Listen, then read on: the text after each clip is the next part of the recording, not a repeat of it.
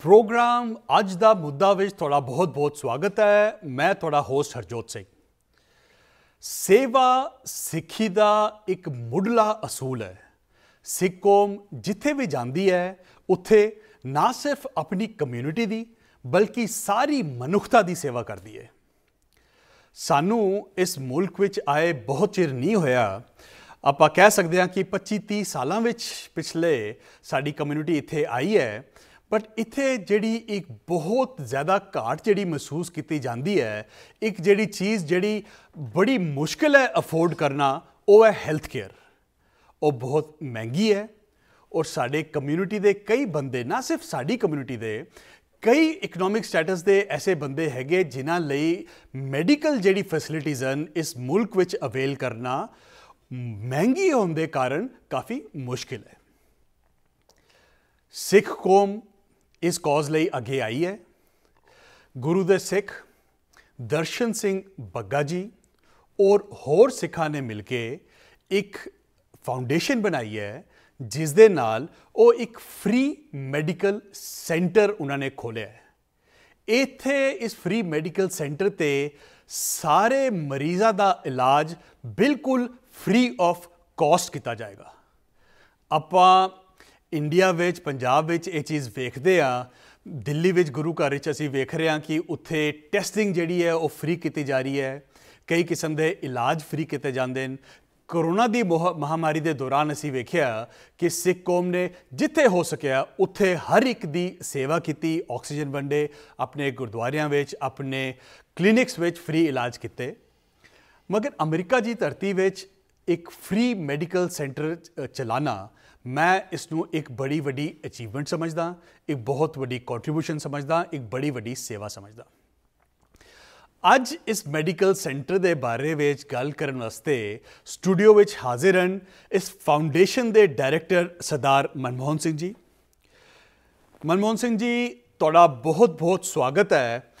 असी अपने सारे व्यूअर्स नूं दस दईए कि मनमोहन सिंह जी एक सिविल इंजीनियर हैं जिन्हां ने अपनी प्रोफैशनल जिहड़ी कॉन्ट्रीब्यूशन है अपने करियर विच, अपनी सक्सेस के अलावा हमेशा बहुत सारे गुरु घरां विच सेवा निभाई है। ये बिना जिसनूं असीं फ्री ऑफ कॉस्ट कहते हैं, सेवा कहते हैं, वो करते रहे बहुत चिर तो। हर गुरु घर दे नाल कोई ना कोई इन्हां दी सेवा जिहड़ी है बड़े सालों तो जुड़ी हुई है। और हुण ये जिहड़ा फाउंडेशन इन्होंने एस्टैबलिश किया है दर्शन सिंह बग्गा जी नाल, एक बड़ी वड्डी अचीवमेंट जिस तरह असीं गल की है, एक फ्री मैडिकल सेंटर। मनमोहन जी, तुहाडा बहुत बहुत स्वागत है, साडे नाल गल करन दा बहुत बहुत शुक्रिया। मनमोहन जी, सब तो पहला सानू तुसीं ये दसो एक की हैगा फ्री मैडिकल सेंटर और एक कित्थे एस्टैबलिश किया गया?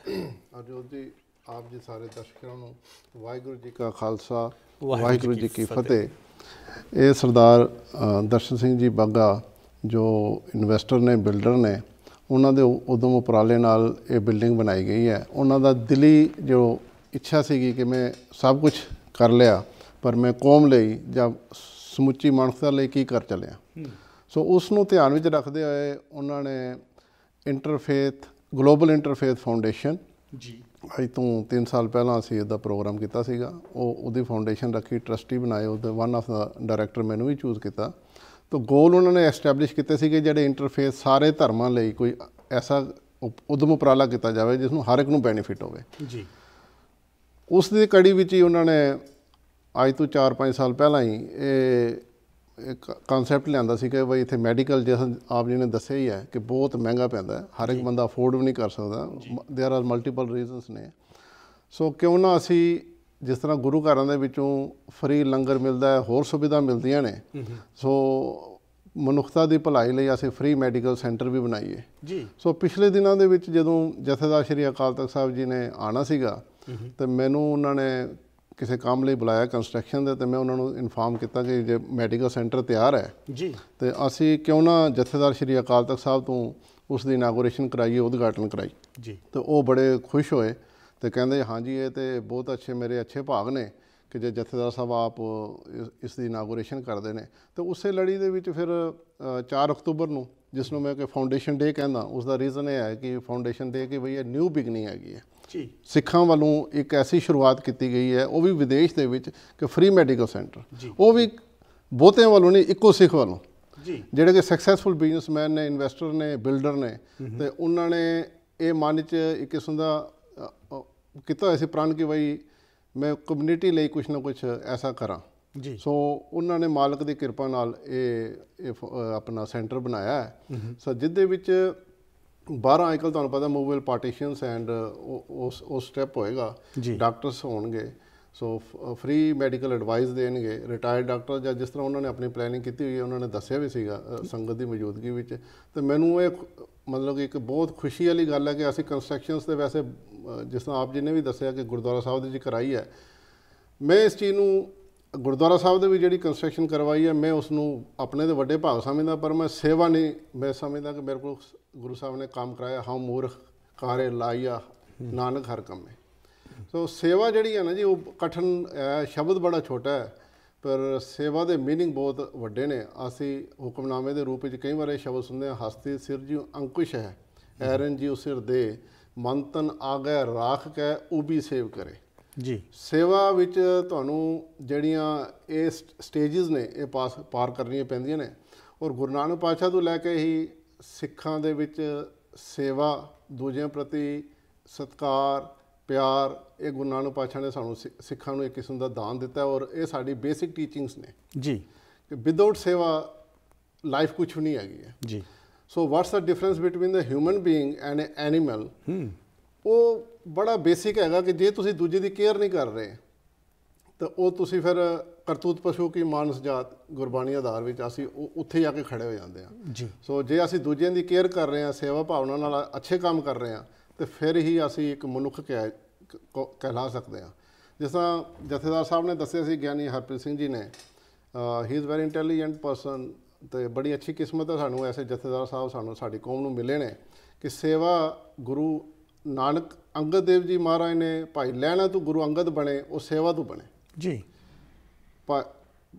ਅਮਰਦਾਸ ਤੋਂ ਗੁਰੂ ਰਾਮਦਾਸ ਸਾਹਿਬ ਦੀ ਉਪਾਧੀ ਜਿਹੜੀ ਪ੍ਰਾਪਤ ਹੋਈ ਉਹ ਸੇਵਾ ਤੋਂ ਹੋਈ ਜੀ। ਚਲਦਿਆਂ ਚਲਾਉਂਦਿਆਂ ਜਿਹੜੀ ਗੁਰਸਿੱਖੀ ਦੀ ਇਹ ਲਹਿਰ ਹੈ ਸੇਵਾ ਦੀ, ਉਹ ਭਾਈ ਕਨ੍ਹਈਆ ਜੀ ਦਾ ਇਤਿਹਾਸ ਸਾਡੇ ਸਾਹਮਣੇ ਆ ਜੀ ਕਿ ਦੁਸ਼ਮਣ ਵਿੱਚ ਵੀ ਉਹਨਾਂ ਨੇ ਗੁਰੂ ਨੂੰ ਹੀ ਦੇਖਿਆ, ਉਹ ਦੁਸ਼ਮਣ ਨੂੰ ਵੀ ਪਾਣੀ ਪਿਲਾਇਆ ਜੀ, ਸੇਵਾ ਕੀਤੀ ਹੈ। ਜੀ। ਕੋਈ ਇਹ ਵਿਤਕਰਾ ਨਹੀਂ ਹੈਗਾ। ਸਿੱਖੀ ਦੇ ਵਿੱਚ ਵਿਤਕਰਾ ਨਾ ਹੋਵੇ, ਉਹਦਾ ਪ੍ਰੈਕਟੀਕਲ ਜਿਹੜੀ ਸਾਡੀ ਉਹ ਸੇਵਾ ਭਾਵਨਾ ਹੈਗੀ। ਜੀ ਜੀ ਜੀ ਜੀ। ਔਰ ਇਹ ਇਸ ਚੀਜ਼ ਦੇ ਲਾਈਵ ਐਗਜ਼ਾਮਪਲ ਅਸੀਂ ਵੇਖਦੇ ਹਾਂ, ਸਾਨੂੰ ਮਿਲਦੇ ਹਨ। ਜਿੱਥੇ ਵੀ ਕੋਈ ਨੈਚੁਰਲ ਡਿਜ਼ਾਸਟਰ ਹੁੰਦਾ ਉੱਥੇ ਅਸੀਂ ਕੌਮ ਪਹੁੰਚਦੀ ਹੈ, ਜਿੱਥੇ ਮਹਾਮਾਰੀ ਦੇ ਵੇਲੇ ਆਪਾਂ ਵੇਖਿਆ, ਲੜਾਈਆਂ ਦੇ ਵੇਲੇ ਆਪਾਂ ਵੇਖਿਆ, ਹਰ ਜਗ੍ਹਾ ਪਹੁੰਚਦੀ ਹੈ। ਇਹ ਬਹੁਤ ਵੱਡੀ ਸੇਵਾ ਹੈ। ਔਰ ਜਿਵੇਂ ਆਪਾਂ ਸ਼ੁਰੂ 'ਚ ਕਿਹਾ, ਇਸ ਮੁਲਕ ਵਿੱਚ ਜਿਹੜੀ ਮੈਡੀਕਲ ਹੈਗਾ ਉਹ ਇੱਕ ਮਹਿੰਗੀ ਚੀਜ਼ ਹੈ, ਲੋਕਾਂ ਨੂੰ ਇੰਨਾ ਈਜ਼ੀਲੀ ਅਵੇਲੇਬਲ ਨਹੀਂ ਹੈ। ਉੱਥੇ ਇੱਕ ਫ੍ਰੀ ਮੈਡੀਕਲ ਸੈਂਟਰ ਚਲਾਉਣਾ ਔਰ ਇੱਕ ਬਹੁਤ ਵੱਡਾ ਇੱਕ ਸਟਰਕਚਰ ਜਿਹੜਾ ਤੁਸੀਂ ਕ੍ਰੀਏਟ ਕੀਤਾ ਹੈ, ਉਸ ਦੀ ਆਪਾਂ ਜਿੰਨੀ ਸ਼ਲਾਘਾ ਕਰੀਏ ਉਨੀ ਘੱਟ ਹੈ। ਅਸੀਂ ਸਾਡੇ ਵਿਊਅਰਸ ਦੇ ਬੈਨੀਫਿਟ ਲਈ ਤੁਸੀਂ ਦੱਸੋਗੇ ਇਹ ਕਿੱਥੇ ਤੁਸੀਂ ਐਸਟੈਬਲਿਸ਼ ਕੀਤਾ ਹੈ ਇਹ ਮੈਡੀਕਲ ਸੈਂਟਰ? ਇਹ ਮੈਡੀਕਲ ਸੈਂਟਰ ਹਿਕਸਵਿਲ 'ਚ ਹੈ ਜੀ। ਸਾਡੇ ਅੱਜ ਇਹ ਕਹਿੰਦੇ ਵੀ ਮੈਂ ਖੁਸ਼ੀ ਮਹਿਸੂਸ ਕਰਦਾ ਕਿ ਹਿਕਸਵਿਲ ਨੂੰ ਹੁਣ ਤਕਰੀਬਨ ਸਿਕਸਵਿਲ ਨਾਲ ਵੀ ਜਾਣਿਆ ਜਾਂਦਾ। ਅੱਛਾ ਜੀ। ਹਾਂਜੀ ਹਾਂਜੀ। ਸੋ ਸਾਡੀ ਉੱਥੇ ਪਾਪੂਲੇਸ਼ਨ ਕਾਫੀ ਹੋ ਗਈ ਹੈ। ਗੁਰਦੁਆਰਾ ਸਾਹਿਬ ਵੀ ਹੈਗਾ, ਕਿਉਂਕਿ ਜਿਸ ਤਰ੍ਹਾਂ ਪੰਜਾਬੀ ਪਾਪੂਲੇਸ਼ਨ ਵੱਧ ਰਹੀ ਹੈ ਤਾਂ ਜਗ੍ਹਾ ਦਾ ਨਾਂ ਕਈ ਵਾਰ ਉੱਥੇ ਹਾਸੇ ਮਜ਼ਾਕ ਵਿੱਚ ਉਹਨੂੰ ਸਿਕਸਵਿਲ ਵੀ ਕਹਿੰਦੇ ਆ। ਅੱਛਾ ਜੀ। ਬੱਗਾ ਸਾਹਿਬ ਦੀ ਬੜੀ ਦੂਰ ਅੰਦੇਸ਼ੀ ਹੈਗੀ ਹੈ, ਵਿਜ਼ਨਰੀ ਬੰਦੇ ਨੇ ਕਿ ਬਈ ਇੱਥੇ ਇੱਕ ਐਸਾ ਸੈਂਟਰ ਐਸਟੈਬਲਿਸ਼ ਹੋਵੇ ਤਾਂ ਕਿ ਜਿੱਥੇ ਬਾਕੀ ਕੌਮਾਂ ਨੂੰ ਬੈਨੀਫਿਟ ਹੋਵੇ, ਮੈਕਸੀਮਮ ਸਾਡੇ ਸਿੱਖ ਕੌਮ ਨੂੰ ਵੀ ਇਹ ਬੈਨੀਫਿਟ ਹੋਣਾ ਚਾਹੀਦਾ। ਨਾ ਹੀ ਉਹਨਾਂ ਨੇ interfaith foundation, global interfaith foundation ਰੱਖਿਆ ਹੋਇਆ ਜੀ। ਸੋ ਕੋਈ ਵਿਤਕਰਾ ਨਾ ਹੋਵੇ। ਸੋ ਇਹ ਜਿਹੜੀ ਬਿਲਡਿੰਗ ਹੈ, ਇਸ ਦਾ ਐਡਰੈਸ ਹੈ 594 ਸਾਊਥ ਬਰਾਡਵੇ, ਹਿਕਸਵਿਲ, ਨਿਊਯਾਰਕ 11801 ਜੀ। ਤੇ ਉਹਦੇ ਵਿੱਚ ਕਾਫੀ ਵੱਡੀ ਬਿਲਡਿੰਗ ਹੈ ਜੀ। ਸੋ ਤਕਰੀਬਨ ਹਰ ਚੀਜ਼ ਇਸ ਲਈ ਰੈਡੀ ਟੂ ਗੋ ਹੈਗੀ ਹੈ।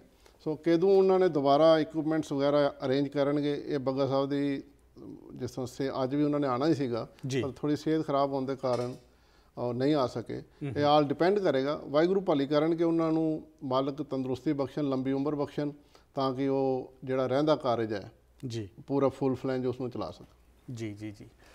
ਅਸੀਂ ਇਹ ਪਿਕਚਰ ਦੇਖ ਰਹੇ ਹਾਂ, ਸਾਊਥ ਬ੍ਰੌਡਵੇ, ਹਿਕਸਵਿਲ, ਬਿਲਕੁਲ ਮੇਨ ਰੋਡ 'ਤੇ ਇਹ ਸਿਚੁਏਟਡ ਹੈਗਾ। ਔਰ ਈਜ਼ੀ ਐਕਸੈਸ ਹੈ ਕਾਫੀ ਕਮਿਊਨਿਟੀ ਵਾਸਤੇ। ਉੱਥੇ ਕੁਈਨਸ ਤੋਂ ਵੀ ਅਗਰ ਕਮਿਊਨਿਟੀ ਨੇ ਉੱਥੇ ਜਾਣਾ ਹੈ ਤੇ ਉੱਥੇ ਟ੍ਰੇਨ ਜਾਂਦੀ ਹੈ। ਕੀ ਸੇਵਾਵਾਂ ਇੱਥੇ ਦਿੱਤੀਆਂ ਜਾਣਗੀਆਂ ਇਸ ਸੈਂਟਰ ਤੇ? ਐਜ਼ ਪਰ ਜਿਸ ਤਰ੍ਹਾਂ ਬੱਗਾ ਸਾਹਿਬ ਨੇ ਦੱਸੇ ਸੀਗੇ, ਬੱਗਾ ਜੀ ਨੇ ਉਸ ਦਿਨ, ਕਿ ਬਈ ਇੱਥੇ ਪਹਿਲਾਂ ਤਾਂ ਲੈਕਚਰ ਦਿੱਤੇ ਜਾਣਗੇ, ਕਿਉਂਕਿ prevention is better than cure ਜੀ, ਕਿ ਬਈ ਤੁਸੀਂ ਆਪਣੇ ਆਪ ਨੂੰ ਇਸ ਚੀਜ਼ ਤੋਂ ਪ੍ਰੀਵੈਂਟ ਕਿੱਦਾਂ ਕਰਨਾ ਜੀ, ਪਰਹੇਜ਼ ਕੀ ਕਰਨੀ ਹੈ ਜੀ। ਤੇ ਉਸ ਤੋਂ ਬਾਅਦ ਫਿਰ ਦੁਬਾਰਾ ਉਹਨਾਂ ਨੂੰ ਚੈੱਕਅਪ ਕੀਤਾ ਜਾਏਗਾ ਜੀ, ਕਿਉਂਕਿ ਅੱਜ ਕੱਲ੍ਹ ਪੋਰਟੇਬਲ ਮਸ਼ੀਨਸ ਨੇ, ਐਕਸਰੇ ਕਰਨਾ, BP ਚੈੱਕ ਕਰਨਾ, ਕੁਛ ਵੀ ਹੈਗਾ, ਕੋਈ ਇੱਦਾਂ ਵੱਡੀ ਗੱਲ ਨਹੀਂ ਹੈਗੀ ਹੈ ਉਹ ਅਮਰੀਕਾ ਦੀ ਧਰਤੀ 'ਤੇ ਜੀ। ਸੋ ਡਾਕਟਰਸ ਅਵੇਲੇਬਲ ਹੋਣਗੇ, ਡਾਕਟਰਾਂ ਲਈ ਪਿੱਛੇ ਉਹਨਾਂ ਦੇ ਰੂਮ ਬਣੇ ਹੋਏ ਆ ਜੀ ਕੰਸਲਟੈਂਸੀ ਲਈ, ਜੋ ਆਮ ਇੱਕ ਮੈਡੀਕਲ ਸੈਂਟਰ ਲਈ ਫੈਸਿਲਿਟੀਜ਼ ਚਾਹੀਦੀਆਂ ਨੇ ਜੀ, ਉਹ ਸਾਰੀਆਂ ਇਹਨਾਂ ਨੇ ਪ੍ਰੋਵਾਈਡ ਕਰਨੀਆਂ ਨੇ ਜੀ ਜੀ ਜੀ। ਮਨਮੋਹਨ ਜੀ, ਜਿੱਦਾਂ ਆਪਾਂ ਸ਼ੁਰੂ ਵਿੱਚ ਹੀ ਕਿਹਾ, ਇਹ ਬਹੁਤ ਵੱਡਾ ਉਪਰਾਲਾ ਹੈ ਔਰ ਬਹੁਤ ਸ਼ਲਾਘਾਯੋਗ ਉਪਰਾਲਾ ਹੈ। ਅਸੀਂ ਇਸ ਬਾਰੇ ਗੱਲ ਜਾਰੀ ਰੱਖਾਂਗੇ ਇੱਕ ਛੋਟੀ ਜੀ ਬ੍ਰੇਕ ਦੇ ਬਾਅਦ। ਤੁਸੀਂ ਵੇਖਦੇ ਰਹੋ ਅੱਜ ਦਾ ਮੁੱਦਾ। ਅੱਜ ਦਾ ਮੁੱਦਾ ਵਿੱਚ ਤੁਹਾਡਾ ਫਿਰ ਤੋਂ ਸਵਾਗਤ ਹੈ। ਮੈਂ ਤੁਹਾਡਾ ਹੋਸਟ ਹਰਜੋਤ ਸਿੰਘ। ਅੱਜ ਅਸੀਂ ਗੱਲ ਕਰ ਰਹੇ ਹਾਂ ਹਿਕਸਵਿਲ ਨਿਊਯਾਰਕ ਵਿੱਚ ਜਿਹੜਾ ਇੱਕ ਨਵਾਂ ਫ੍ਰੀ ਮੈਡੀਕਲ ਸੈਂਟਰ ਖੋਲ੍ਹਿਆ ਗਿਆ ਹੈ ਕਮਿਊਨਿਟੀ ਦੇ ਦੁਆਰਾ, ਉਸ ਬਾਰੇ। ਸਾਡੇ ਸ਼ਾਮਿਲ ਹਨ ਇਸ ਫਾਊਂਡੇਸ਼ਨ ਦੇ ਡਾਇਰੈਕਟਰ ਮਨਮੋਹਨ ਸਿੰਘ ਜੀ। ਮਨਮੋਹਨ ਸਿੰਘ ਜੀ, ਇਹ ਜਿਵੇਂ ਆਪਾਂ ਸ਼ੁਰੂ ਵਿੱਚ ਹੀ ਅਸੀਂ ਕਈ ਵਾਰ ਦੁਹਰਾ ਰਹੇ ਹਾਂ ਕਿ ਇਹ ਇੱਕ ਬੜੀ ਵੱਡੀ ਅਚੀਵਮੈਂਟ ਹੈ, ਇੱਕ ਬੜੀ ਵੱਡੀ ਕੰਟਰੀਬਿਊਸ਼ਨ ਹੈ। ਤੁਸੀਂ ਸਾਨੂੰ ਪਲੀਜ਼ ਦੱਸੋ, ਅਸੀਂ ਗੱਲ ਸ਼ੁਰੂ ਕੀਤੀ ਸੀ ਕਿ ਕੀ ਇੱਥੇ ਸੇਵਾਵਾਂ ਦਿੱਤੀ ਜਾਣਗੀਆਂ।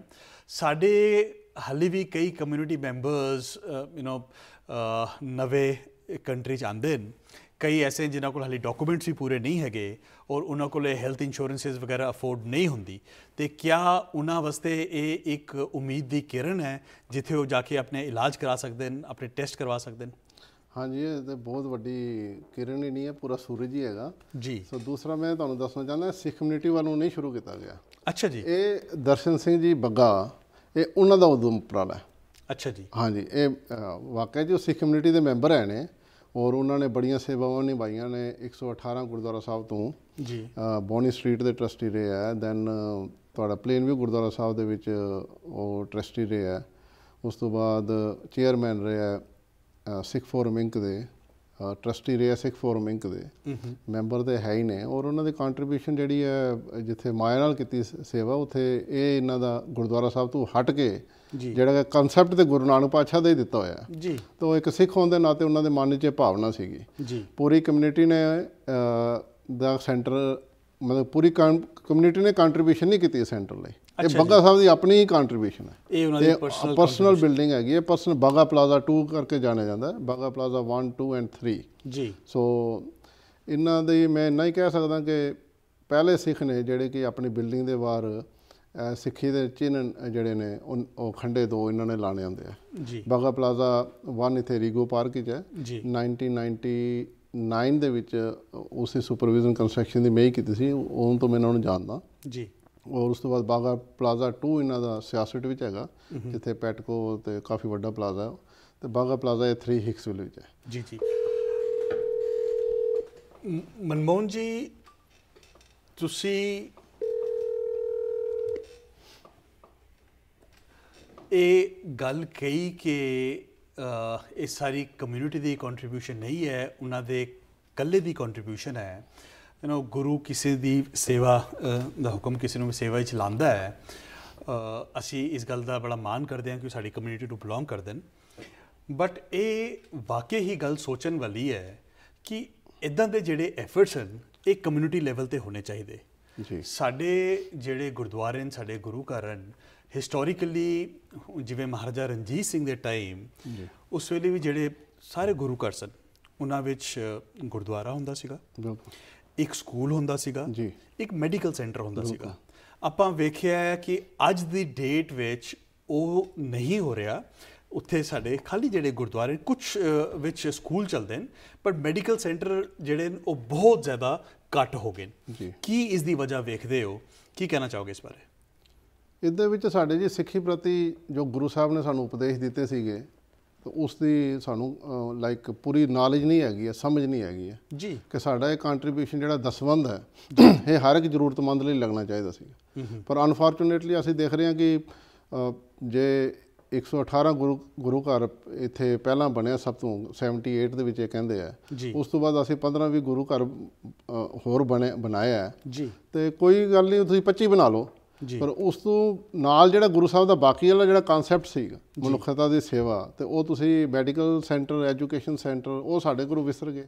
ਕਿਉਂਕਿ ਕੋਈ ਵੀ ਕਾਰਨ ਹੋ ਸਕਦਾ ਜੀ, ਕਿਸੇ ਦੀ ਹੋਮੇ ਦੀ ਕਾਰਨ ਹੋ ਸਕਦਾ, ਕੁਝ ਵੀ ਹੋ ਸਕਦਾ, ਪਰ ਇਸ ਪਾਸੇ ਤੇ ਅਸੀਂ ਧਿਆਨ ਹੀ ਨਹੀਂ ਦਿੱਤਾ। ਗੁਰੂ ਸਾਹਿਬ ਦਾ ਤੇ ਉਪਦੇਸ਼ ਸੀਗਾ ਜੀ ਕਿ ਸੇਵਾ ਜਿਹੜੀ ਹੈ ਉਹ ਮਨੁੱਖਤਾ ਦੀ ਕਰਨੀ ਹੈ। ਜਿੱਥੇ ਅਸੀਂ ਉੱਥੇ ਪੇਟ ਭਰਨ ਲਈ ਲੰਗਰ ਚਲਾਇਆ ਜੀ, ਤਨ ਢੱਕਣ ਲਈ ਅਸੀਂ ਕੱਪੜਾ ਵੀ ਕਈ ਵਾਰ ਦਾਨ ਕਰਦੇ ਹਾਂ ਜੀ। ਸੋ ਉਹਦੀ ਹੈਲਥ ਲਈ ਕੀ ਕਰ ਰਹੇ ਹਾਂ ਜੀ, ਹੈਲਥ ਸੈਕਟਰ ਵੀ ਤਾਂ ਸਾਡਾ ਕੋਈ ਕੰਟਰੀਬਿਊਸ਼ਨ ਹੈ ਹੀ ਨਹੀਂ ਜੀ। ਦੂਜੀ ਕਮਿਊਨਿਟੀ ਨੂੰ ਅਸੀਂ ਜਿਸਲੇ ਦੇਖਦੇ ਹਾਂ ਜੂਇਸ਼ ਨੇ, ਜਿਸ ਤਰ੍ਹਾਂ ਜੀ ਵਰਲਡ ਦੇ 7ਵੇਂ ਨੰਬਰ 'ਤੇ ਨੇ, ਤਾਂ ਕਿੰਨੇ ਜੂਇਸ਼ ਹਸਪੀਟਲ ਨੇ ਜੀ। ਗੁਰੂ ਹਰਰਾਏ ਸਾਹਿਬ ਪਾਤਸ਼ਾਹ ਨੇ ਤੇ ਦਵਾਖਾਨਾ ਖੋਲ੍ਹਿਆ ਸੀਗਾ ਜੀ, ਠੀਕ ਹੈ ਜੀ। ਇਹ ਜੰਗਾਂ ਦੂਜਾਂ ਦੇ ਵੀ ਜਿਹੜੇ ਸਿੱਖ ਫੱਟੜ ਹੁੰਦੇ ਸੀ ਜੀ, ਗੁਰੂ ਹਰਗੋਬਿੰਦ ਸਾਹਿਬ ਪਾਤਸ਼ਾਹ ਤੋਂ ਬਾਅਦ ਜਿਸਲੇ ਜੰਗ ਹੁੰਦੇ ਸੀਗੇ, ਸਿੱਖ ਕਿੱਥੇ ਜਾਂਦੇ ਸੀ? ਦਵਾਖਾਨਾ ਹੋਣੇ ਨਾ ਗੁਰੂ ਸਾਹਿਬ ਦੇ ਜੀ, ਤੇ ਉਹਨਾਂ ਦੇ ਇਲਾਜ ਹੁੰਦੇ ਸੀਗੇ। ਅਸੀਂ ਉਹਨਾਂ ਗੁਰੂ ਸਾਹਿਬ ਦੇ ਕਨਸੈਪਟ ਨੂੰ ਭੁੱਲ ਕੇ ਆਪਣੇ ਹਉਮੈ ਦਾ ਕਨਸੈਪਟ ਜਿਹੜਾ ਨਾ, ਜਿਹੜੇ ਪਰਸਨਲ ਕਨਸੈਪਟ ਨੇ, ਉਹਨਾਂ ਨੂੰ ਭਾਰੀ ਕਰ ਰਹੇ ਹਾਂ। ਮੈਂ ਇੱਥੇ ਇਹ ਗੱਲ ਵੀ ਐਡ ਕਰਨਾ ਚਾਹੁੰਦਾ ਕਿ ਮੈਂ ਜਥੇਦਾਰ ਸਾਹਿਬ ਨਾਲ ਵੀ ਇਹ ਗੱਲ ਕੀਤੀ ਸੀ ਕਿ ਜਥੇਦਾਰ ਸਾਹਿਬ ਜਿਹੜਾ ਇੰਡੀਆ ਦੇ ਗੁਰਦੁਆਰਾ ਸਾਹਿਬਾਨ ਨੇ ਨਾ, ਉਹ ਗੁਰਦੁਆਰਾ ਐਕਟ ਦੇ ਅੰਡਰ ਨੇ ਜੀ। ਇੱਥੇ ਦੇ ਜਿਹੜੇ ਗੁਰਦੁਆਰਾ ਸਾਹਿਬਾਨ ਨੇ ਉਹ ਸਾਰੇ ਕਾਰਪੋਰੇਸ਼ਨ ਦੇ ਐਕਟ ਦੇ ਅੰਡਰ ਨੇ ਜੀ। ਰੀਅਲ ਅਸਲੀਅਤ ਵਿੱਚ ਜਿਹੜਾ ਜਿਸ ਤਰ੍ਹਾਂ ਕੋਈ ਵੀ ਇੱਕ ABCD ਕਾਰਪੋਰੇਸ਼ਨ ਲੈ ਲਓ ਜੀ, ਉਸਨੇ ਗੁਰੂ ਗ੍ਰੰਥ ਸਾਹਿਬ ਮਹਾਰਾਜ ਦਾ ਪ੍ਰਕਾਸ਼ ਕਰ ਲਿਆ ਜੀ, ਮਹਾਰਾਜ ਦੀ ਭੇਟਾ ਦੇ ਕੇ ਅੰਦਰ ਪ੍ਰਕਾਸ਼ ਹੋ ਗਿਆ ਜੀ। ਸੰਗਤਾਂ ਨੂੰ ਇਹ ਲੱਗਦਾ ਕਿ ਇਹ ਬਈ ਗੁਰਦੁਆਰਾ ਸਾਹਿਬ ਹੈ ਜੀ। ਇੱਥੇ ਉਹੀ ਕਨਸੈਪਟ ਸਿੱਖ ਰਹਿਤ ਮਰਿਆਦਾ ਜਾਂ ਗੁਰਦੁਆਰਾ ਐਕਟ ਚੱਲੇਗਾ, ਪਰ ਐਕਚੁਅਲ ਦੇ ਵਿੱਚ ਦੇਖਿਆ ਜਾਵੇ ਤਾਂ ਇੱਕ ਕਾਰਪੋਰੇਸ਼ਨ ਹੈ। ਜਿਸ ਤਰ੍ਹਾਂ ਤੁਸੀਂ ABCD ਕੰਸਟਰਕਸ਼ਨ ਕਾਰਪੋਰੇਸ਼ਨ ਬਣਾ ਲਓ, ਉਹ ਜਿਹੜਾ ਉਹਦਾ ਪ੍ਰੈਜ਼ੀਡੈਂਟ ਹੋਏਗਾ, ਜੋ ਚਾਹੇਗਾ ਉਸ ਤਰ੍ਹਾਂ ਹੀ ਹੋਏਗਾ। ਹੁਣ ਜਿਹੜੀ ਕਾਰਪੋਰੇਟ ਵਰਲਡ ਹੈ ਹਮੇਸ਼ਾ ਆਪਣੇ ਬੈਨੀਫਿਟ ਲਈ ਕੰਮ ਕਰਦੀ ਹੈ, ਮਨੁੱਖਤਾ ਦੀ ਭਲਾਈ ਲਈ ਉਹ ਕੰਮ ਨਹੀਂ ਕਰਦੀ। ਅੱਜ ਤੱਕ ਤੁਸੀਂ ਦੇਖਿਆ ਹੋਣਾ ਵੱਡੇ ਕਾਰਪੋਰੇਟ ਵਰਲਡ ਵਿੱਚ ਕਦੇ ਮਨੁੱਖਤਾ ਦੀ ਭਲਾਈ ਲਈ ਉਹਨਾਂ ਨੇ ਕੁਝ ਨਹੀਂ ਕੀਤਾ। ਜੋ ਵੀ ਪ੍ਰੋਡਕਟ ਲਾਂਚ ਕੀਤਾ ਹੈ, ਉਹ ਉਹਨਾਂ ਨੇ ਆਪਣਾ ਮਿਸ਼ਨ, ਜਿਹੜਾ ਉਹਨਾਂ ਦਾ ਮਿਸ਼ਨ ਹੁੰਦਾ, ਜਿਹੜੇ ਕਾਰਪੋਰੇਸ਼ਨ ਦਾ ਮਿਸ਼ਨ ਹੁੰਦਾ, ਉਸ ਨੂੰ ਅਕੰਪਲਿਸ਼ ਕਰਨ ਲਈ ਉਹ ਕਰਦੇ ਆ। ਸੋ ਤਕਰੀਬਨ ਸਾਡੇ ਗੁਰੂ ਘਰਾਂ ਵਿੱਚ ਮਤਲਬ ਕਿ ਬੜੀ ਦੁੱਖ ਨਾਲ ਕਹਿਣਾ ਪੈਂਦਾ ਕਿ ਜਿਹੜੇ ਮੋਸਟ ਆਫ ਦਾ ਕਬਜ਼ਾਧਾਰੀ ਨੇ, ਉਹਨਾਂ ਨੇ ਕਬਜ਼ੇ ਕੀਤੇ ਹੋਏ ਆ। ਔਰ ਉਹ ਜਿਹੜਾ ਗੁਰੂ ਨਾਨਕ ਪਾਤਸ਼ਾਹ ਦਾ ਸਿਧਾਂਤ ਹੈ, ਏਕ ਪਿਤਾ ਏਕਸ ਕੇ ਹਮ ਬਾਰਕ ਤੂੰ ਮੇਰਾ ਗੁਰਹਾਈ, ਉਸ ਨੂੰ ਵੀ ਵੰਡੀ ਜਾਂਦੇ ਆ। ਅਤੇ ਜਿਹੜਾ ਗੁਰੂ ਨਾਨਕ ਪਾਤਸ਼ਾਹ ਦੇ ਟੀਚਿੰਗਸ ਨੇ, ਉਸ ਨੂੰ ਵੀ ਦਬਾਈ ਜਾਂਦੇ ਆ। ਜਿਹੜਾ ਉਹਨਾਂ ਦਾ ਆਪਣਾ ਮਿਸ਼ਨ ਹੈ ਕਿ ਕਿੰਨੀ ਵਾਰ ਮੈਂ ਪ੍ਰਧਾਨ ਬਣਨਾ ਜਾਂ ਕਿੰਨੀ ਵਾਰ ਸੈਕਟਰੀ ਬਣਨਾ ਹੈ, ਜੀ ਸਦਕੇ ਬਣੋ, ਪਰ ਜਿਹੜਾ ਤੁਹਾਡਾ ਗੁਰਦੁਆਰਾ ਸਾਹਿਬ ਦੇ ਨਾਂ 'ਤੇ ਤੁਸੀਂ ਡੋਨੇਸ਼ਨਸ ਲੈਂਦੇ ਹੋ, ਗੁਰਦੁਆਰਾ ਸਾਹਿਬ ਦੇ ਨਾਂ 'ਤੇ ਜਿਸ ਤਰ੍ਹਾਂ ਮੈਂ ਕੰਸਟਰਕਸ਼ਨ ਕਰਵਾਈ ਹੈ ਜੀ, ਠੀਕ ਹੈ ਜੀ। ਤੁਸੀਂ ਪਹਿਲਾਂ ਇੰਟਰੋਡਕਸ਼ਨ ਹੀ ਦੱਸਿਆ ਸੀਗਾ ਕੋਈ ਪੈਸਾ ਨਹੀਂ ਲੈਂਦਾ, ਵਾਕਈ ਨਹੀਂ ਮੈਂ ਲੈਂਦਾ। ਜੇ ਕਿਸੇ ਨੂੰ ਕੋਈ ਇਹ ਲੱਗਦਾ ਕਿ ਮੈਂ ਲਿਆ ਹੋਇਆ ਤਾਂ ਉਹ ਮੈਨੂੰ ਪ੍ਰੂਫ ਦੇ ਸਕਦਾ ਜੀ, ਠੀਕ ਹੈ ਜੀ। ਮਨਮੋਹਨ ਸਿੰਘ ਜੀ, ਅਸੀਂ ਇਹ ਗੱਲ ਮੰਨਦੇ ਹਾਂ ਕਿ ਜਿੰਨਾ ਕੁਝ ਅਸੀਂ ਕਰ ਸਕਦੇ ਹਾਂ ਜਾਂ ਕਰਨਾ ਚਾਹੀਦਾ, ਉਹਨਾਂ ਸ਼ਾਇਦ ਆਪਾਂ ਨਹੀਂ ਕਰ ਰਹੇ। ਫਿਰ ਵੀ ਸਾਡੇ ਗੁਰੂ ਘਰ, ਸਾਡੀ ਕਮਿਊਨਿਟੀ ਜਿੱਥੇ ਵੀ ਲੋੜ ਪੈਂਦੀ ਹੈ, ਕਿਧਰੇ ਨੈਚੁਰਲ ਡਿਜ਼ਾਸਟਰਸ ਆਉਂਦੇ ਨੇ, ਉੱਥੇ ਸੇਵਾ ਵਿੱਚ ਪਹੁੰਚਦੇ ਨੇ।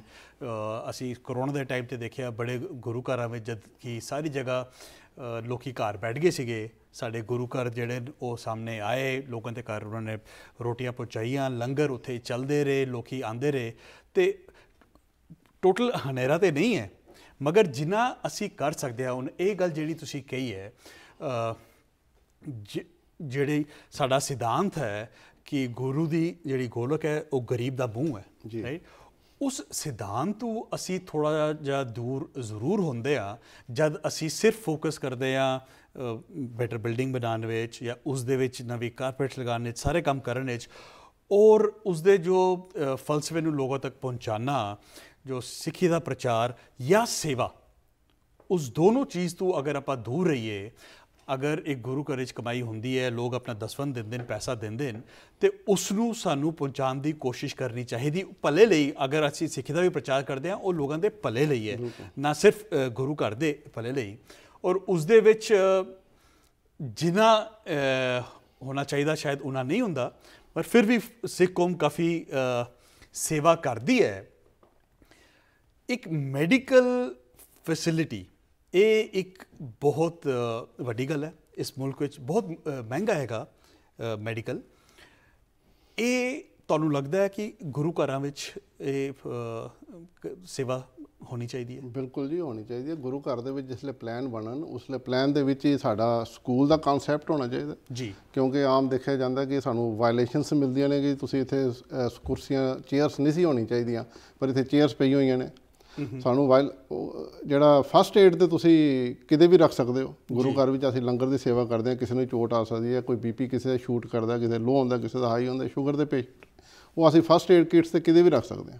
ਇੱਕ ਡੈਡੀਕੇਟਿਡ ਇੱਕ ਕਮਰਾ ਹੀ ਸਾਨੂੰ ਆਪਣਾ ਉੱਥੇ ਹੋਣਾ ਚਾਹੀਦਾ ਤਾਂ ਕਿ ਕਿਸੇ ਨੂੰ ਕੋਈ ਗੁਰਦੁਆਰਾ ਸਾਹਿਬ ਜਿਸਲੇ ਕੋਈ ਆ ਰਿਹਾ, ਕੋਈ ਪਰੇਸ਼ਾਨੀ ਆਉਂਦੀ ਹੈ, ਔਰ ਇਹ ਪਾਰਟ ਆਫ ਮੈਨੇਜਮੈਂਟ ਹੋਣੀ ਚਾਹੀਦੀ ਹੈ। ਜਿਸ ਤਰ੍ਹਾਂ ਅਸੀਂ ਹਾਇਰ ਕਰਦੇ ਹਾਂ ਗੁਰੂ ਘਰ ਲਈ ਗ੍ਰੰਥੀ ਸਾਹਿਬਾਨ ਨੂੰ, ਸੇਵਾਦਾਰ ਸਾਹਿਬਾਨ ਨੂੰ, ਇਸ ਤਰ੍ਹਾਂ ਹੀ ਮੇਰੇ ਹਿਸਾਬ ਨਾਲ ਮਸਟ ਹੋਣਾ ਚਾਹੀਦਾ ਕਿ ਇੱਕ ਬੇਸਿਕ ਜਿਸ ਤਰ੍ਹਾਂ PA ਆਉਂਦਾ ਹੈ, ਫਿਜ਼ੀਸ਼ੀਅਨ ਐਸਿਸਟੈਂਟ ਔਰ ਨਰਸਿੰਗ ਲੈਵਲ ਦਾ ਬੰਦਾ ਵੀ ਸਾਡੇ ਕੋਲ ਗੁਰੂ ਘਰ ਵਿੱਚ ਹਮੇਸ਼ਾ ਅਵੇਲੇਬਲ ਹੋਣਾ ਚਾਹੀਦਾ ਤਾਂ ਕਿ ਕਿਸੇ ਨੂੰ ਕੋਈ ਵੀ ਪ੍ਰੋਬਲਮ ਆਉਂਦੀ ਹੈ। ਠੀਕ ਹੈ, 911 ਦੀ ਸਰਵਿਸ ਇੱਥੇ ਹੈਗੀ ਹੈ, ਪਰ ਜੇ ਕੋਈ ਗੁਰੂ ਘਰ ਵਿੱਚ ਅਸੀਂ ਜਿਸ ਤਰ੍ਹਾਂ ਗੈਦਰਿੰਗਸ ਹੁੰਦੀਆਂ ਨੇ, ਕੋਈ ਹੈਪਨ ਹੁੰਦੀ ਹੈ, ਤਾਂ ਫਸਟ ਏਡ ਤੇ ਅਸੀਂ ਦੇਣ ਜੋਗੇ ਹੋ ਜਾਈਏ। ਮਨਮੋਹਨ ਸਿੰਘ ਦਾ ਵਿਚਾਰ ਹੈ ਕਿ ਜਿੱਦਾਂ ਆਪਾਂ ਸ਼ਬਦ ਦਾ ਲੰਗਰ ਲਗਾਉਂਦੇ ਆ, ਜਿਵੇਂ ਆਪਣੇ ਫੂਡ ਦਾ ਲੰਗਰ ਹਰ ਗੁਰੂ ਘਰ ਵਿੱਚ ਚੱਲਦਾ ਹੈ, ਉੱਦਾਂ ਹੀ ਜਿਹੜੀ ਮਨੁੱਖਤਾ ਦੀ ਸੇਵਾ ਹੈ ਉਸ ਦੇ ਵਿੱਚ ਲੰਗਰ ਦੇ ਇਲਾਵਾ ਜਿਹੜੀ ਮੈਡੀਕਲ ਫੈਸਿਲਿਟੀ ਹੈ, ਇਹ ਵੀ ਪਾਰਟ ਆਫ ਲੰਗਰ ਹੀ ਹੋਣਾ ਚਾਹੀਦਾ। ਉਹ ਵੀ ਪਾਰਟ ਆਫ ਲੰਗਰ ਹੋਣਾ ਚਾਹੀਦਾ। ਉਸ ਦੇ ਇਲਾਵਾ ਜਿਹੜੀ ਬੱਚਿਆਂ ਦੀ ਐਜੂਕੇਸ਼ਨ ਹੈ 100% ਇਹ ਵੀ ਪਾਰਟ ਆਫ ਲੰਗਰ ਹੋਣਾ ਚਾਹੀਦਾ। ਤੁਸੀਂ ਇਸ ਬਾਰੇ ਕੀ ਸੋਚਦੇ ਹੋ? ਤੁਸੀਂ ਸਾਨੂੰ ਕਾਲ ਕਰ ਸਕਦੇ ਹੋ। ਸਾਡਾ ਨੰਬਰ ਹੈਗਾ 7187865221। ਤੁਸੀਂ ਜ਼ਰੂਰ ਕਾਲ ਕਰੋ, ਆਪਣੇ ਵਿਚਾਰ ਸਾਂਝੇ ਕਰੋ। ਅਸੀਂ ਮਨਮੋਹਨ ਸਿੰਘ ਜੀ ਦੇ ਸਾਹਮਣੇ ਸਵਾਲ ਰੱਖਾਂਗੇ ਔਰ ਸਾਰੇ ਮਿਲ ਕੇ ਵਿਚਾਰ ਕਰੀਏ, ਕਿਉਂਕਿ ਸਾਨੂੰ ਜਿਹੜਾ ਇਹ ਵਿਜ਼ਨ ਹੈ ਇਹ ਸਮਝਣ ਦੀ ਲੋੜ ਹੈ। ਇਹ ਜਿਹੜਾ ਸਾਡਾ ਪ੍ਰਿੰਸੀਪਲ ਕਿ ਜਿਹੜੀ ਗੋਲਕ ਹੈ ਉਹ ਗਰੀਬ ਦਾ ਮੂੰਹ ਹੈ, ਉਹ ਗਰੀਬ ਤੱਕ ਉਹ ਪੈਸਾ ਪਹੁੰਚਣਾ ਚਾਹੀਦਾ। ਅਗਰ ਉਹ ਨਹੀਂ ਪਹੁੰਚ ਰਿਹਾ, ਅਗਰ ਖਾਲੀ ਅਸੀਂ ਉਸ ਇੰਸਟੀਟਿਊਸ਼ਨ ਨੂੰ ਰਨ ਕਰਨ ਵਾਸਤੇ, ਉਸ ਬਿਊਰੋਕ੍ਰੇਸੀ ਨੂੰ ਰਨ ਕਰਨ ਵਾਸਤੇ ਉਹ ਪੈਸਾ ਜਿਹੜਾ ਲੋਕ ਆਪਣਾ ਦਸਵੰਧ ਦਿੰਦੇ ਨੇ, ਆਪਣੀ ਕਿਰਤ ਕਮਾਈ ਦਾ ਹਿੱਸਾ ਦਿੰਦੇ ਨੇ, ਔਰ ਜਿਸ ਕੰਮ ਤੇ ਉਹ ਲੱਗਣਾ ਚਾਹੀਦਾ ਅਗਰ ਉਹ ਨਹੀਂ ਲੱਗ ਰਿਹਾ, ਤੇ ਕੁਝ ਇੰਸਟੀਟਿਊਸ਼ਨਲ ਸਾਡੀ ਫੇਲੀਅਰਸ ਹੈਗੇ। ਕੁਝ ਸਾਨੂੰ ਸੋਚਣ ਦੀ ਲੋੜ ਹੈ, ਕੁਝ ਸਾਨੂੰ ਤਰੀਕੇ ਜਿਹੜੇ ਉਹ ਨਵੇਂ ਇਖਤਿਆਰ ਕਰਨ ਦੀ ਲੋੜ ਹੈ। ਮਨਮੋਹਨ ਸਿੰਘ ਜੀ, ਤੁਹਾਡੇ ਵਿਚਾਰ ਸਾਨੂੰ ਬਹੁਤ ਅੱਛੇ ਲੱਗੇ। ਅਸੀਂ ਇਹ ਗੱਲ ਜਾਰੀ ਰੱਖਾਂਗੇ ਇੱਕ ਛੋਟੀ ਜੀ ਬ੍ਰੇਕ ਦੇ ਬਾਅਦ। ਤੁਸੀਂ ਵੇਖਦੇ ਰਹੋ ਅੱਜ ਦਾ ਮੁੱਦਾ। ਅੱਜ ਦਾ ਮੁੱਦਾ ਵਿੱਚ ਤੁਹਾਡਾ ਫਿਰ ਤੋਂ ਸਵਾਗਤ ਹੈ। ਮੈਂ ਤੁਹਾਡਾ ਹੋਸਟ ਹਰਜੋਤ ਸਿੰਘ। ਅੱਜ ਅਸੀਂ ਗੱਲ ਕਰ ਰਹੇ ਹਾਂ ਇੱਕ ਫ੍ਰੀ ਮੈਡੀਕਲ ਸੈਂਟਰ ਬਾਰੇ, ਜਿਹੜਾ ਕਿ ਹਿਕਸਵਿਲ ਨਿਊਯਾਰਕ ਵਿੱਚ ਖੋਲ੍ਹਿਆ ਗਿਆ ਹੈ। ਅਤੇ ਅੱਜ ਸਟੂਡੀਓ ਵਿੱਚ ਸ਼ਾਮਿਲ ਹਨ ਸਾਡੇ ਨਾਲ ਮਨਮੋਹਨ ਸਿੰਘ ਜੀ, ਜਿਹੜੇ ਇਹ ਗੱਲ ਕਹਿ ਰਹੇ ਹਨ ਕਿ ਸਾਡੇ ਜਿਹੜੇ ਗੁਰਦੁਆਰੇ ਨੇ ਉੱਥੇ ਸਿਰਫ ਅਸੀਂ ਪਾਠ ਨਾ ਕਰੀਏ, ਉਸ ਦੇ ਵਿੱਚ ਸਿਰਫ ਅਸੀਂ ਪ੍ਰਕਾਸ਼ ਕਰਦੇ ਹਾਂ, ਸਿਰਫ ਗੁਰੂ ਗ੍ਰੰਥ ਸਾਹਿਬ ਦਾ ਜਿਹੜਾ ਅਸੀਂ ਸ਼ਬਦ ਲੰਗਰ ਲਾਉਂਦੇ ਹਾਂ ਉਹ ਕਰਦੇ ਹਾਂ। ਹੋਰ ਜਿਹੜਾ ਲੰਗਰ ਹੈ, ਫੂਡ ਦਾ ਲੰਗਰ, ਉਸ ਦੇ ਇਲਾਵਾ ਹੋਰ ਵੀ ਜਿਹੜੀ ਸੇਵਾਵਾਂ ਮਨੁੱਖਤਾ ਨੂੰ ਉਹ ਦੇਣਾ ਬਹੁਤ ਜ਼ਰੂਰੀ ਹਨ। ਗੁਰੂ ਘਰਾਂ ਨੂੰ ਇਹ ਉਪਰਾਲਾ ਵੀ ਕਰਨਾ ਚਾਹੀਦਾ। ਮਨਮੋਹਨ ਜੀ, ਸਾਡੇ ਨਾਲ ਕੁਝ ਕਾਲਰ ਜੁੜ ਗਏ ਨੇ, ਅਸੀਂ ਇਹਨਾਂ ਨਾਲ ਗੱਲਬਾਤ ਕਰਦੇ ਹਾਂ। ਹਾਂਜੀ, ਸਤਿ ਸ਼੍ਰੀ ਅਕਾਲ। ਕੌਣ ਬੋਲ ਰਹੇ ਹੋ, ਕਿੱਥੋਂ ਬੋਲ ਰਹੇ ਹੋ ਜੀ? ਹਾਂਜੀ, ਸਤਿ ਸ਼੍ਰੀ ਅਕਾਲ ਜੀ ਹਰਜੋਤ ਜੀ, ਮੈਂ ਡਾਕਟਰ ਬਾਜਵਾ ਸ਼ਿਕਾਗੋ ਤੋਂ ਬੋਲ ਰਿਹਾ ਹਾਂ। ਹਾਂਜੀ, ਸਤਿ ਸ਼੍ਰੀ ਅਕਾਲ ਬਾਜਵਾ ਸਾਹਿਬ।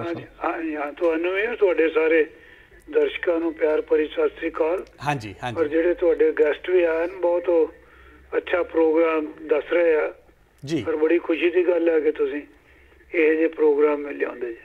ਮੈਂ ਇਹਦੇ 'ਚ ਨਾ ਇੱਕ ਦੋ ਚੀਜ਼ਾਂ ਦੱਸਣੀਆਂ ਚਾਹੁੰਦਾ ਜੀ, ਕਿਉਂਕਿ ਮੈਂ ਵੀ ਗੁਰਦੁਆਰਿਆਂ ਨੂੰ ਨਾ ਬਹੁਤ ਕਲੋਜ਼ ਹੋ ਕੇ ਦੇਖਿਆ ਜੀ।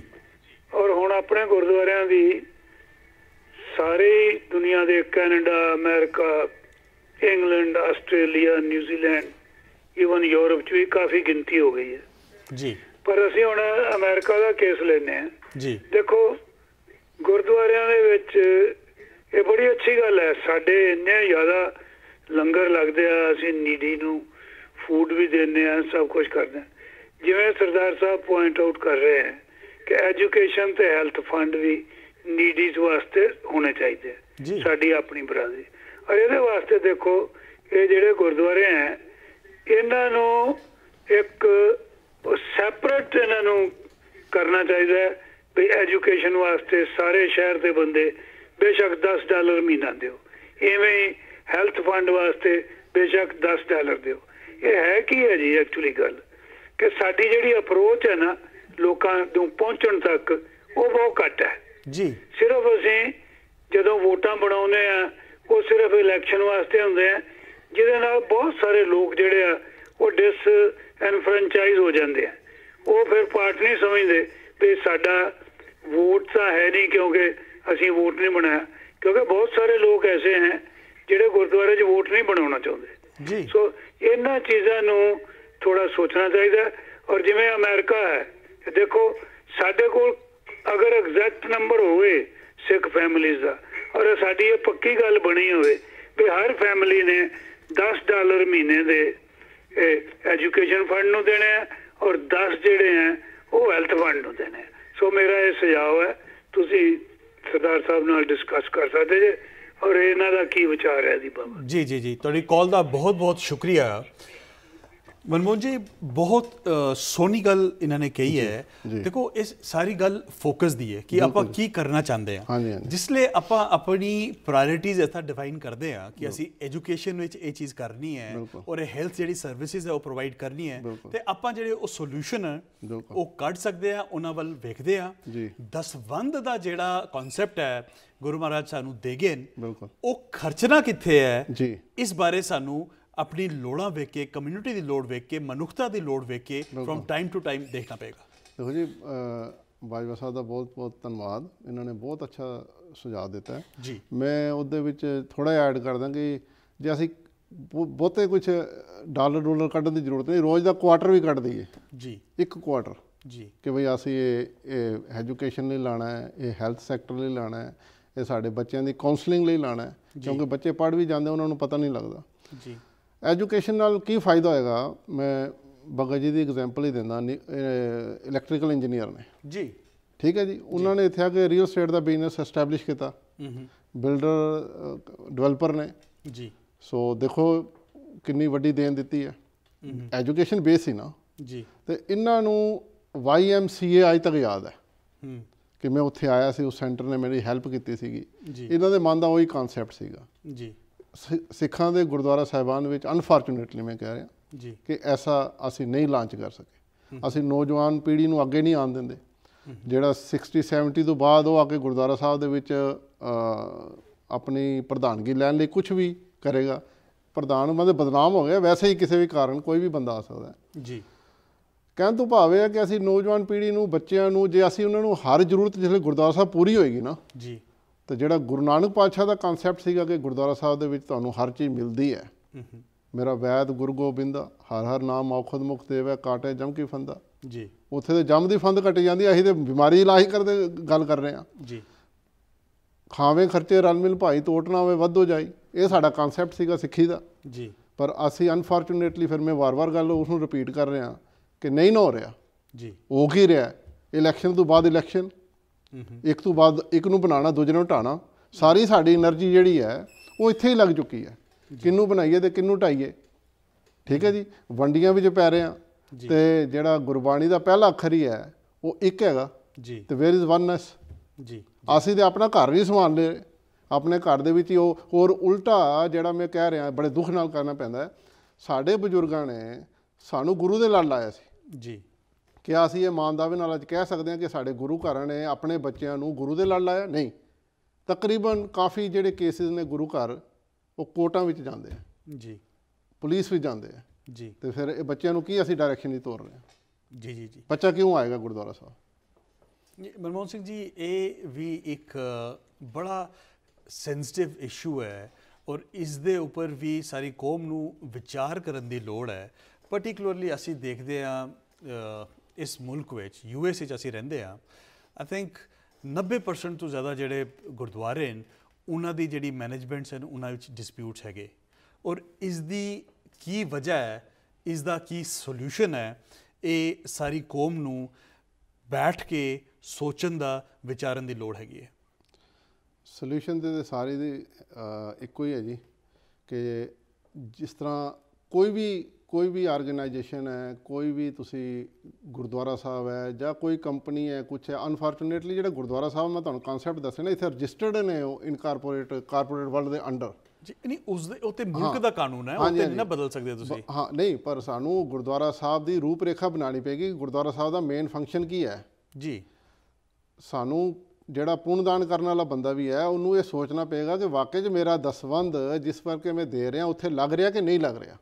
ਮੈਂ ਤੁਹਾਨੂੰ ਇਸ ਸਵਾਲ ਇੱਥੇ ਪੁੱਛਣਾ ਚਾਹਾਂਗਾ ਕਿ ਤੁਸੀਂ ਮੈਨੇਜਮੈਂਟ ਦੇ ਉੱਪਰ ਤੇ ਬੜੇ ਸਖਤ ਵਿਚਾਰ ਰੱਖਦੇ ਹੋ ਕਿ ਉਹ ਆ ਨਹੀਂ ਕਰਦੇ, ਉਹ ਨਹੀਂ ਕਰਦੇ।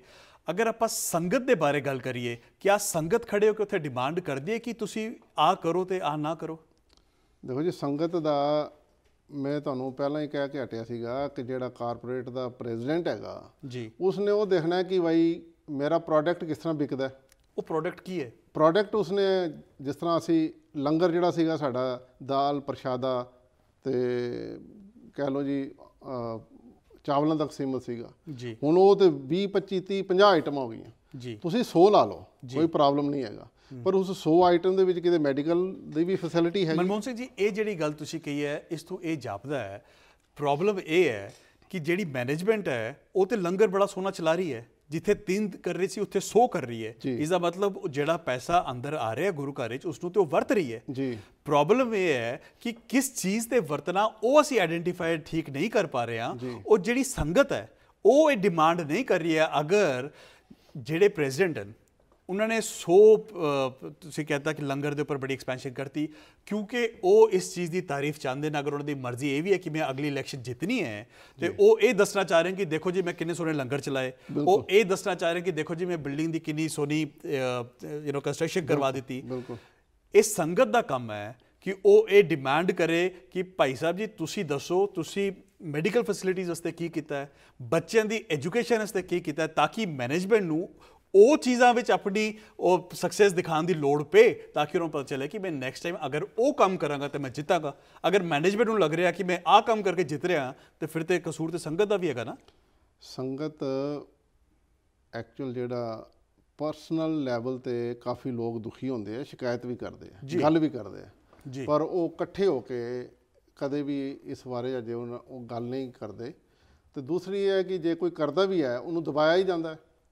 ਪੁਲਿਸ ਕਾਲ ਕਰਦਾ ਪ੍ਰੈਜ਼ੀਡੈਂਟ, ਉਹ ਕੋਰਟ ਚਲੇ ਜਾਂਦਾ। ਕੋਰਟ ਵੀ ਤਾਂ ਸਾਡਾ ਲਾਅ ਹੀ ਨਹੀਂ ਗੁਰਦੁਆਰੇ ਦਾ ਕੋਈ, ਕੋਰਟ ਹੀ ਤਾਂ ਕਾਰਪੋਰੇਟ ਦਾ ਲਾਅ ਹੈਗਾ। ਸਾਡਾ ਗੁਰਦੁਆਰੇ ਦਾ ਲਾਅ ਹੈ ਕਿ ਸੰਗਤ ਪ੍ਰਧਾਨ ਹੈਗੀ ਹੈ ਜੀ। ਗੁਰੂ ਰੂਪ ਪਿਆਰੀ ਸਾਧ ਸੰਗਤ ਜੀ, ਅਸੀਂ ਜਿਸਲੇ ਪੈਸੇ ਲੈਣੇ ਹੁੰਦੇ ਆ, ਡਾਲਰ ਲੈਣੇ ਹੁੰਦੇ ਆ, ਉਸਲੇ ਬੜੀ ਨਿਮਰਤਾ ਨਾਲ ਕਹਿੰਦੇ ਗੁਰੂ ਰੂਪ ਪਿਆਰੀ ਸਾਧ ਸੰਗਤ ਜੀ, ਤੁਸੀਂ ਗੁਰੂ ਦਾ ਰੂਪ ਆ ਗਏ ਹੋ। ਤੇ ਜਿਸਲੇ ਤੁਸੀਂ ਇਲੈਕਸ਼ਨ ਦਾ ਜਾਂ ਤੁਹਾਡੇ ਆਪਸ ਵਿੱਚ ਮੈਨੇਜਮੈਂਟ ਦੀ ਡਿਸਪਿਊਟ ਹੁੰਦਾ ਉਸਲੇ ਗੁਰੂ ਰੂਪ ਕਿੱਧਰ ਜਾਂਦੇ? ਫਿਰ ਗੁਰੂ ਰੂਪ ਹੀ ਤੇ ਕੇਸ ਹੀ ਨਹੀਂ ਆਉਂਦਾ ਜੀ। ਸੋ ਸੰਗਤ ਵੀ ਹੈਲਪਲੈਸ ਫੀਲ ਕਰਦੀ ਹੈ ਕਿਉਂਕਿ ਸਿਸਟਮ ਐਸਾ ਇਸ ਲਈ ਬਣ ਚੁੱਕਾ ਹੋਇਆ। ਮੈਂ ਤੁਹਾਨੂੰ ਪਹਿਲਾਂ ਹੀ ਪ੍ਰੋਗਰਾਮ ਦੇ ਸਟਾਰਟਿੰਗ ਹੀ ਕਿਹਾ ਸੀਗਾ ਦੈਟ ਇਜ਼ ਅ ਫਾਊਂਡੇਸ਼ਨ ਡੇ। ਮਾਲਕ ਮਿਹਰ ਕਰਨਗੇ, ਤੁਸੀਂ ਆਉਂਦੇ ਦਿਨਾਂ ਦੇ ਵਿੱਚ ਜ਼ਰੂਰ ਚੇਂਜਸ ਦੇਖੋਗੇ ਗੁਰਦੁਆਰਾ ਸਾਹਿਬਾਨ ਦੇ ਵਿੱਚ, ਕੁਝ ਚੇਂਜਸ ਜ਼ਰੂਰ ਆਉਣਗੀਆਂ। ਔਰ ਇਹਨਾਂ ਨੂੰ ਵੀ ਜਿਹੜੇ ਕਬਜ਼ਾਧਾਰੀ ਨੇ ਉਹਨਾਂ ਨੂੰ ਵੀ ਪਤਾ ਲੱਗ ਚੁੱਕਾ ਹੋਇਆ ਕਿ ਹੁਣ ਮੀਡੀਆ ਦਾ ਯੁੱਗ ਹੈਗਾ, ਸਾਰਾ ਕੁਝ ਐਕਸਪੋਜ਼ ਹੁੰਦਾ, ਸਾਰਾ ਕੁਝ ਬਾਹਰ ਆਉਂਦਾ, ਕੁਝ ਛਪਿਆ ਛਪਾਇਆ ਰਹਿੰਦਾ ਨਹੀਂ, ਅੰਡਰ ਦਾ ਕਾਰਪੇਟ ਕੁਝ ਨਹੀਂ ਹੁੰਦਾ। ਸੋ ਮਾਲਕ ਅੱਗੇ ਅਰਦਾਸ ਵੀ ਹੈਗੀ ਹੈ ਕਿ ਸਾਨੂੰ ਸਾਰਿਆਂ ਨੂੰ ਸੁਮਤ ਬਖਸ਼ਣ।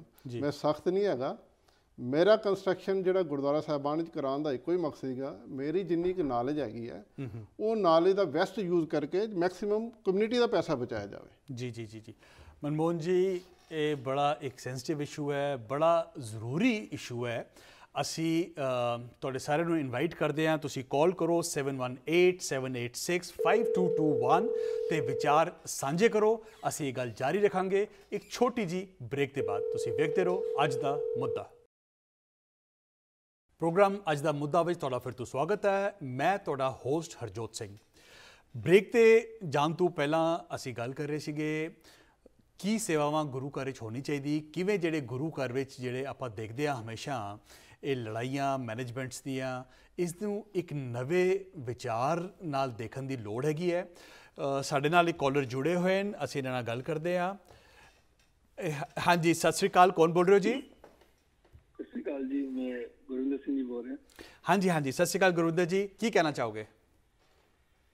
ਮੇਰਾ ਕੁਐਸਚਨ ਸੀ ਜੀ ਕਿ ਜਿਹੜੇ ਅੱਜ ਦੀ ਸਾਡੀ ਸਿੱਖ ਜਨਰੇਸ਼ਨ ਹੈਗੀ ਹੈ ਜੀ ਅਮਰੀਕਾ ਔਰ ਕੰਟਰੀ ਵਿੱਚ, ਇਹ ਆਪਣੇ ਧਰਮ ਕੋਲੋਂ ਦੂਰ ਹੁੰਦੀ ਜਾ ਰਹੀ ਹੈ ਜੀ, ਜਿੱਦਾਂ ਕਿ ਆਪਣਾ ਕਲਚਰ, ਆਪਣਾ ਧਰਮ ਦੀ ਨੌਲੇਜ, ਆਪਣੇ ਸਿੱਖੀ ਪਹਿਰਾਵਾ ਇਹ ਬੱਚੇ ਅੱਜ ਦੇ ਬਿਲਕੁਲ ਮਤਲਬ ਦੂਰ ਹੁੰਦੇ ਜਾ ਰਹੇ ਨੇ ਤੇ ਸਾਨੂੰ ਕੀ ਉਪਰਾਲੇ ਕਰਨੇ ਚਾਹੀਦੇ ਨੇ, ਕਿਉਂਕਿ ਜਦ ਸਾਨੂੰ ਇੱਕ ਉਮੀਦ ਸੀ ਗੁਰਦੁਆਰਿਆਂ ਕੋਲੋਂ ਕਿ ਗੁਰਦੁਆਰਾ ਸਾਹਿਬ ਚੋਂ ਇੱਕ ਸਕੂਲ ਸੀ, ਗੁਰਦੁਆਰਾ ਲਰਨਿੰਗ ਸੈਂਟਰ ਸੀ, ਤੇ ਉਹ ਚੀਜ਼ਾਂ ਸਾਨੂੰ ਗੁਰਦੁਆਰੇ ਚੋਂ ਨਹੀਂ ਮਿਲ ਰਹੀਆਂ। ਗੁਰਦੁਆਰੇ ਤੇ ਬਹੁਤ ਬਣ ਗਏ ਇੱਥੇ ਨਿਊਯਾਰਕ ਵਿੱਚ ਜੀ, ਲੇਕਿਨ ਗੁਰਦੁਆਰੇ ਐਜ਼ ਏ ਜੋ ਵੀ ਦੇਖੀ ਕਰਦੇ ਐਜ਼ ਏ ਕੰਪਨੀ ਤਰ੍ਹਾਂ ਯੂਜ਼ ਹੋਏ ਕਰਦੇ ਨੇ ਇੱਥੇ। ਤੇ ਮੇਰੀ ਇਹੀ ਰਿਕੁਐਸਟ ਹੈ ਸਾਰਿਆਂ ਨੂੰ, ਬਲਕਿ ਸਾਰੇ ਪ੍ਰਬੰਧਕਾਂ ਨੂੰ, ਜਾਂ ਇੱਥੇ ਦੀ ਕਮਿਊਨਿਟੀ ਸੀ ਕਮਿਊਨਿਟੀ ਨੂੰ, ਕਿਉਂ ਸਾਨੂੰ ਉਪਰਾਲਾ ਕਰਕੇ ਸਾਨੂੰ ਆਪਣੀ ਜਨਰੇਸ਼ਨ ਲਈ ਐਜੂਕੇਸ਼ਨ ਦੇਣੀ ਚਾਹੀਦੀ ਹੈ ਹਰ ਫੀਲਡ ਦੇ ਵਿੱਚ।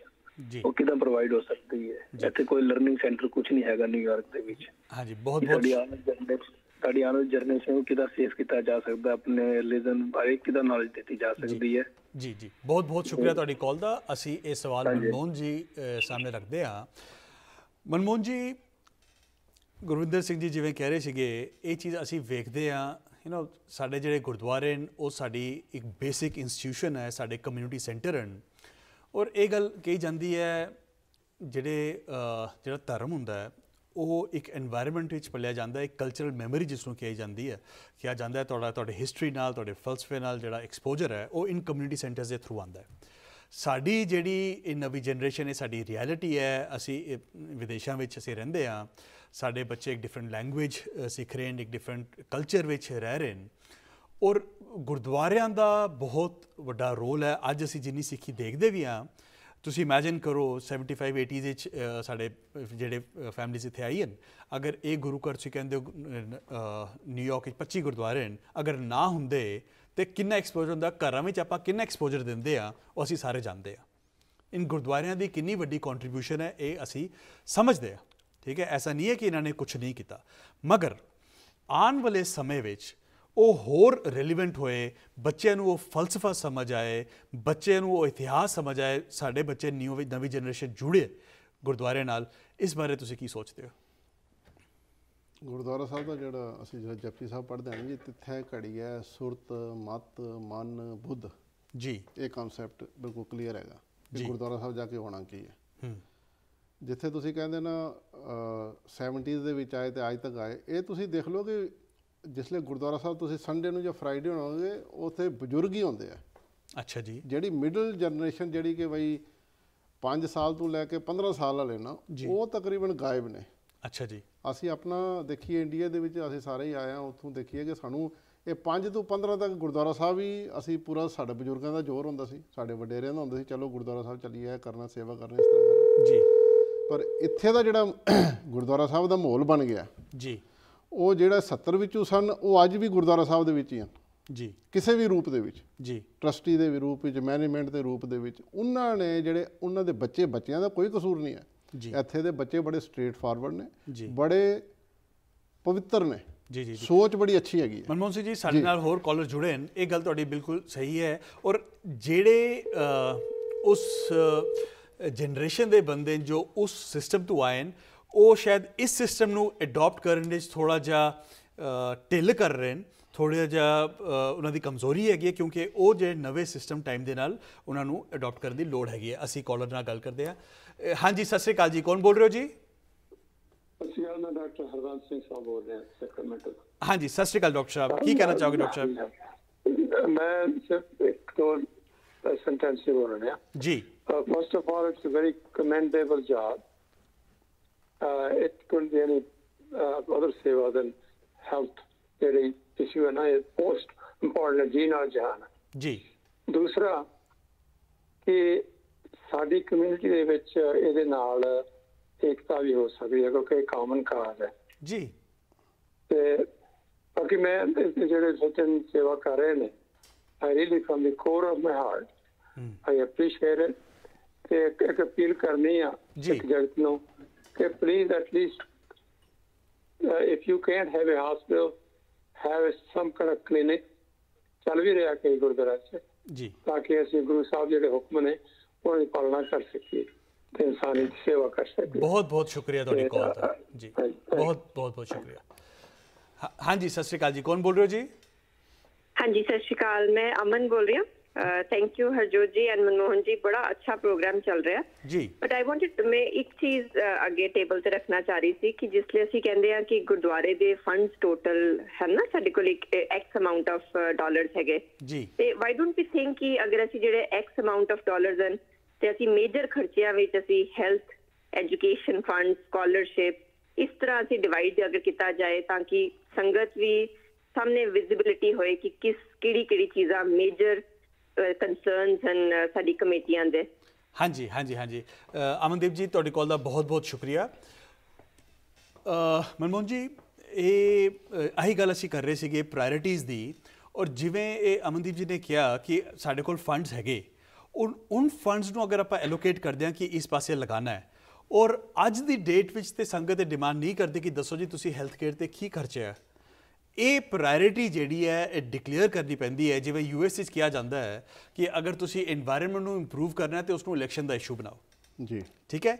ਜਿਹੜੀ ਵੀ ਚੀਜ਼ ਇਸ਼ੂ ਜਦ ਬਣਦੀ ਹੈ ਅਗਰ ਔਰ ਦੇਖੋ ਅਸੀਂ ਇੱਕ ਪ੍ਰੋਗਰੈਸਿਵ ਕੌਮ ਆ, ਅਸੀਂ ਸੋਲੂਸ਼ਨ ਲੱਭਦੇ ਹਾਂ। ਸਮਾਂ ਆਇਆ ਮਸੰਦ ਬਹਿ ਗਏ ਜੀ, ਤੇ ਸਾਡੇ ਇੱਕ ਇਲੈਕਸ਼ਨ ਦਾ ਜਿਹੜਾ ਇੰਸਟੀਟਿਊਸ਼ਨ ਹੈ ਕਿ ਕੋਈ ਬੈਠੇ ਨਾ, ਔਰ ਜੋ ਸੰਗਤ ਡਿਮਾਂਡ ਕਰਦੀ ਹੈ ਇਹ 20s ਵਿੱਚ ਆਪਾਂ ਇਹ ਚੀਜ਼ ਸੋਚੀ।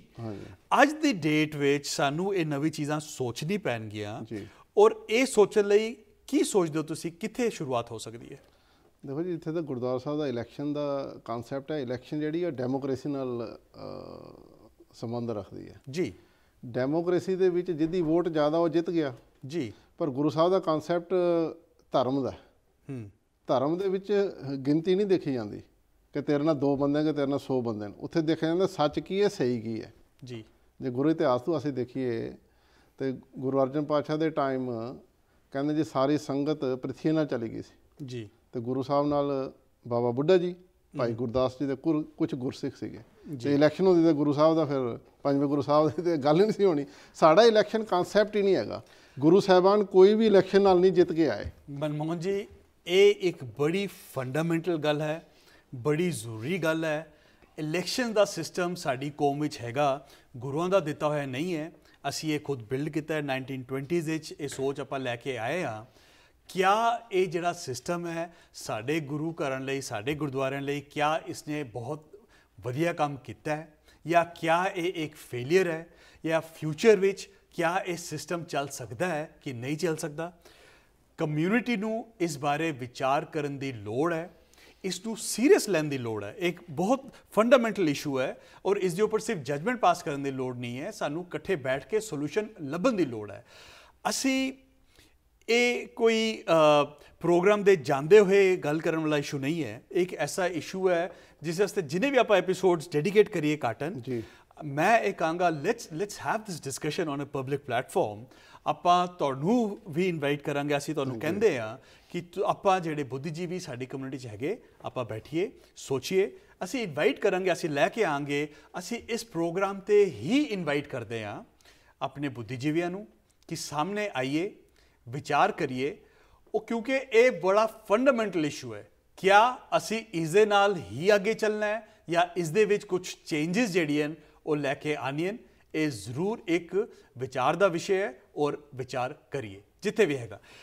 ਮੋਹਨ ਜੀ, ਅੱਜ ਸਾਡੇ ਨਾਲ ਗੱਲ ਕਰਨ ਦਾ ਬਹੁਤ ਬਹੁਤ ਸ਼ੁਕਰੀਆ ਤੁਹਾਨੂੰ। ਅਗੇਨ ਇਹ ਜਿਹੜਾ ਫ੍ਰੀ ਮੈਡੀਕਲ ਸੈਂਟਰ ਤੁਸੀਂ ਸ਼ੁਰੂ ਕੀਤਾ ਹੈ, ਇਹ ਸ਼ੁਰੂ ਕਰਨ ਵਾਸਤੇ ਦਰਸ਼ਨ ਸਿੰਘ ਬੱਗਾ ਜੀ ਨੂੰ, ਤੁਹਾਨੂੰ ਔਰ ਸਾਰੇ ਡਾਇਰੈਕਟਰਸ ਨੂੰ, ਸਾਰੇ ਟਰਸਟੀਜ਼ ਨੂੰ ਬਹੁਤ ਬਹੁਤ ਮੁਬਾਰਕਬਾਦ, ਔਰ and all the best. Sorry community ਤਰਫੋਂ, ਸਾਰੀ ਮਨੁੱਖਤਾ ਦੀ ਤਰਫੋਂ ਤੁਹਾਡਾ ਬਹੁਤ ਬਹੁਤ ਸ਼ੁਕਰੀਆ। ਵਾਹਿਗੁਰੂ ਜੀ ਕਾ ਖਾਲਸਾ, ਵਾਹਿਗੁਰੂ ਜੀ ਕੀ ਫਤਿਹ। ਇਹ ਸੀਗਾ ਸਾਡਾ ਅੱਜ ਦਾ ਪ੍ਰੋਗਰਾਮ। ਤੁਸੀਂ ਵੇਖਦੇ ਰਹੋ ਅੱਜ ਦਾ ਮੁੱਦਾ।